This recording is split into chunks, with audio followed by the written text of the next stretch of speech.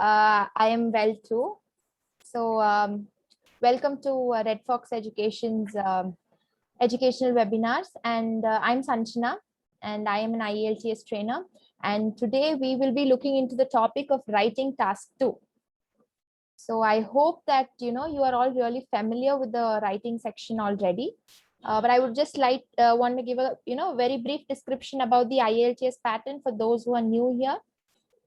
So IELTS is an exam you write to go abroad so that they are able to test your language skills. And the 4 important aspects of the section is reading, writing, speaking, and listening. And today we are going to cover the writing part of it. So many of you might know, for those who don't know, you have 2 categories. One is the academic IELTS and another one is the general IELTS. So for those who aspire to go abroad to study, they will be doing the academic IELTS, and for those who want to work abroad or are looking for like they want to move abroad, they would have to give their general IELTS. Now in these 2, the listening and the speaking part is same, absolutely same, but there's slight difference in the reading and the writing part of it. So in the writing part, the task 1 alone differs. The task 2 is same. So for academic, in task 1 you have a bar graph, and in general, for task 1 you have a letter writing, and in both, for task 2 you have an essay writing. So today that's what we're going to look at. So just a second. Yes. So task 2 is the second part of the writing test, like I told you, and you are presented with a question which is mostly say you'll have to give your point of view, you will have to give an argument or a problem, and you will have to discuss about this. You'll have to give your opinions in an essay form. So your response should be not less than 250 words. It has to be in formal style, and you should aim to complete this within 40 minutes. Your entire writing test, they'll give you 1 hour, but it's better if you can complete your task 1, that is your graph for your essay writing, within 20 minutes, and your essay writing within 40 minutes. So moving on. So there are a few things, that help make, getting a better band in task 2 or in the writing part. There are a few things that make it easier. So today we're going to look at those few things. So one of the first major thing is that many of them forget, but understand the question. That is understanding the question. That is the, very, very major aspect. You ask anybody or any, IELTS expert or any IELTS trainer, they're going to tell you, understand the question. You must understand the question before you attempt to answer it. Some of them just skim through the question. That is okay when you're doing a normal exam. For your IELTS, you have to understand the question. You have to try to get what they're exactly trying to convey to you. So this way you'll know exactly what the examiner is looking for. One of the biggest mistakes that people make is they just go through the question very quickly and they don't understand the question fully, and because of this they are not able to answer the question fully. They waste most of their answer in giving very general explanations, whereas there's no specific thing that they look at.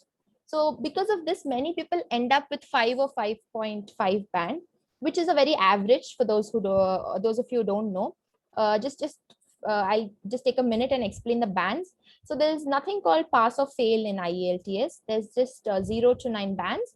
And for every category, you get 0 to 9. For writing, there's 0 to 9, speaking 0 to 9, likewise for listening and reading as well. And then there's an overall 0 to 9. So anywhere you get a lesser band, your overall band is going to be affected. And task 2, obviously, because it has more marks, it plays an important role in your writing band. And if your writing band is affected, your overall band is affected. So this way, many people, end up with just a 5 or 5.5. So that has to be, really, we should be really careful, and it has to be taken care of. Then the next thing is to identify the key words, or the instruction words of your question. Many students fail to do this. They fail to analyze the question, and that's where they go wrong. So I suddenly remember 2 years back, there was this student, and she was really good. Her grammar was great, and she had pretty good vocabulary as well. But she used to always be in a hurry. Not only in the IELTS part, everything she used to be in a hurry, and she was also a little overconfident. So she never used to read the questions fully. She should just skim through it, and she used to give her answer. And she ended up with a 5.5, even though no, I'm sorry, she ended up with a 6, even though she was so good enough that she could have got easily, she could have gotten 8 or at least a 7.5. But she lost marks, she lost her band just because she didn't stop to analyze the question. She didn't stop to find out, to put in more effort to see what the examiner wants. So we look into how to analyze a question. So when you want to analyze a question, there are 3 important things that you have to consider, which is kind of a universal IELTS thing. The topic words, micro topic words, and the instruction words. Now I'll just explain a little more about that. So to identify the topic words means these words define the question and tell you what the examiner is looking for. So that will be the overall question. They often give an opinion or qualify the statement in some way, these type of words. So for an example, say let's say, okay, global warming is affecting the world. So in this, it's affecting the world, yes, but your topic word is global warming.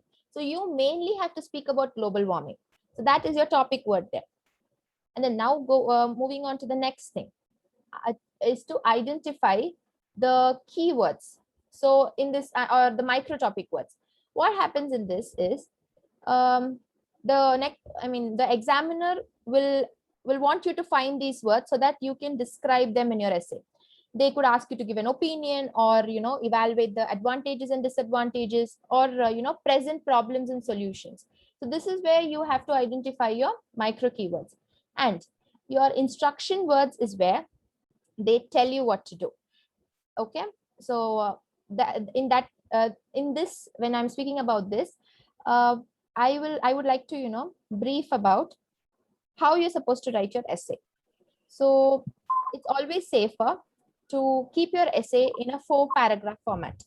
Say start with an introduction, have 2 main bodies, and then you can conclude with your conclusion. So the 5 most important questions. Now this you might really find interesting, like how reading has different formats and all. Writing, again, your essay, they have 5 different formats. And in these 5 formats, one of these 5 formats are going to come as your question. The first one is opinion, whether you agree or disagree, and stuff like that. The second one is advantages and disadvantages. The third one is problem solving. And then you have a discussion, where you have to discuss about both views. And then you have 2-part question. So we'll just look into what is opinion questions first. So or rather, I would like to say what exactly the opinion question would sound like. So in an opinion question, you will have words like, what is your opinion? Do you agree or do you disagree? To what extent do you agree or disagree? So basically, they're asking for your opinion on a subject. Next question is, I think I said advantages and disadvantages, right? So in this question, they're going to pose a problem, and they're going to ask you, they're just going to pose a fact, and they're going to ask you to write the advantages and the disadvantages of this. So your question will sound like, discuss the advantages and disadvantages, or what are the advantages and disadvantages of so and so, say technology. So you will have to write regarding that. So in this case scenario, you will give an introduction about technology. Then you can say, you will fill in 1 main body paragraph with your advantages. Then you can fill in 1 main body paragraph with your disadvantages, and then you can conclude. So the 4-paragraph essay will help a lot. It will help you keep your essay precise. At the same time, you will be able to detail it up as well. So the next question is discussing both views. So mostly this question is going to sound like, discuss both point of views and give your opinion. So again, this is also a little similar to advantages and disadvantages, but it doesn't have to be an advantage and a disadvantage. It can just be, just 2 different point of views. It can both be positive, it can both be negative. So anything like that. Then you have the problem solution type of question, where they'll ask you what is the problem and solution, or what is the cause and solution. So you will have to be ready to write both. And then you have the two-part question. There will not normally be a statement, and then under that there will be two questions, okay, technology is disrupting the world, will be the statement. And then under that it will be, how do you think it is affecting the children, question one. And second thing, what do you think, what should the government do about this? So the government has nothing to do with technology, but still I'm just making up questions. So this is how your two-part statement is going to sound like. So after this, what you do is, so now that you know all of these questions, it'll be easy for you to plan your answer. Again, planning your answer is something that people often forget. Those who tend to plan their answer, who they take out some time, even in the exam, you take out time and you spend 10 minutes to plan your answer. It'll help you write it better. So this women might relate better to what I'm going to say now, but of course men as well. Many times when, or there's a statement that women often take longer time to get ready. So what happens is, we don't take longer time to get ready. If you know what you're going to wear, it becomes easier. I think the same thing goes for men as well. If you've already pre-planned what color shirt you're going to wear, or what blazer are you going to choose, what shoes the women are going to wear, it becomes easier to get ready. So same way, if you already have your essay planned in mind, it's easier to jot down points. It doesn't, you don't have to waste time thinking. You already know what exactly you want. So, you can plan out the structure. It will save time, and, you can produce a very clear and coherent essay. So planning an essay is equally very, very important. Then always keep your intro crisp. Okay. Your intro should be, as soon as your examiner reads it, they should know, okay, this candidate knows what he or she is writing. They are so clear. Your clear clarity about the topic should be shown in your introduction. So, it has to be to the point, bang on, and very, very interesting. After reading your essay, the introduction, the examiner should want to read your entire essay and not just, go through. Never forget to conclude. Conclude is kind of like, the closure for an essay. So if you forget to conclude, you're going to lose terrible marks. And one major aspect where you want to conclude, but you are not able to conclude, is when your time management goes wrong. So always keep your time management, in mind.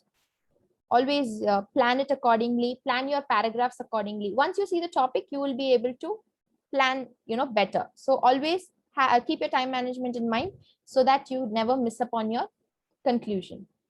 Then this has to be, one of the major aspects, because once you start practicing, you have to do it. Identify your weak areas and fix the problems. Write an essay, get it evaluated from somebody, and ask them, to help you figure out your weaknesses and your strength. So a trainer or, an expert would be able to guide you. See, there are different aspects: vocabulary, grammar, spelling, sentence structure. There is such a lot of things that goes into an essay. So your sentence structure might be great, but you might be doing, really bad at spelling, or your grammar might be great, but you might have to work on your vocabulary. You are not using very interesting or very efficient words. So what happens is, when you go to a trainer, or, when you get help, they help you focus your strengths, and they help you, cover up, or they help you improve your weaknesses, or where the areas where you need help. So this is one major thing that you will have to do. So these are the things that I really wanted to share with you today. So do we have any doubts? Anything regarding I said just now? Anything that you want me to repeat? Anything that you want more clarity on? Nothing? Should I give you some thinking time? Okay. So I have a few things that might help you with all that I said just now. So like I said, we are Red Fox Education, and we have, if you would have visited our website, you would have seen that we have an Ielts course. And our course is divided into 3 parts: a beginner's course, an intermediate course, and the advanced course. So many people, what happens is, your English foundation is not very strong, but you want to give your IELTS. So instead of doing an English course and then stepping into the IELTS training part, our courses are designed, are specially designed by British experts. Um, the courses, like for example, the beginner's course, which is free.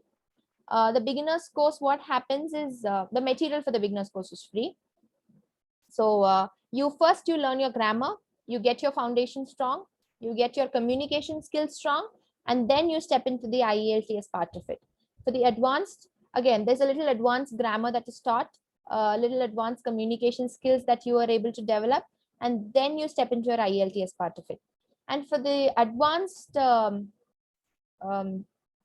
course, what happens is, even though there is a lot of IELTS training, there is a lot of practice. You will continuously have practice tests and mock tests, because again, the key to clearing IELTS is practice.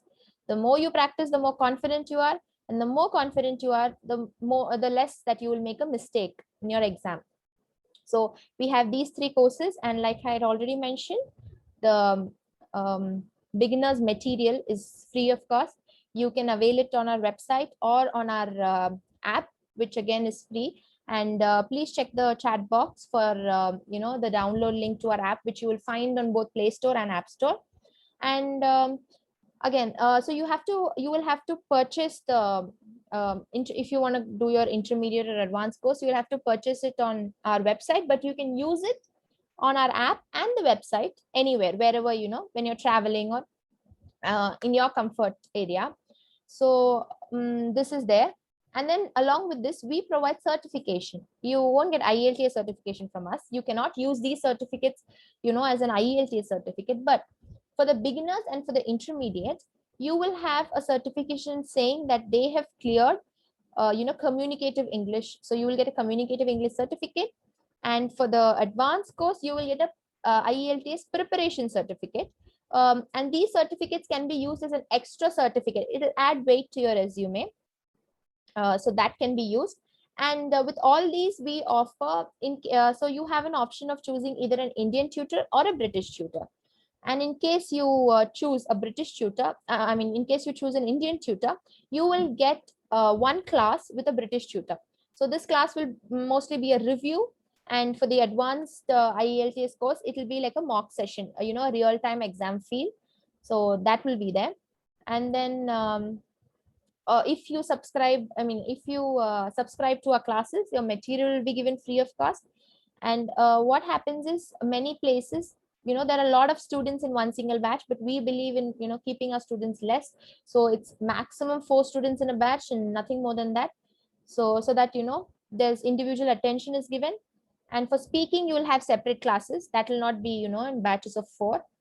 So this is the basic course structure and everything. Is there anything that you would like to ask me regarding the course? Anyone, anything? And what about the beginners course fee structure? Yes. The fee structure, you can speak to Mr. Deepak, and you can just put a message in the WhatsApp group and we'll get back to you. Anything else? Anything that you might like to know? Sir, may I know your name, please? Anish. Harish. Anish. Okay. Okay. Is there anything else that you would like to ask? No, what about the material on studying pattern? Okay.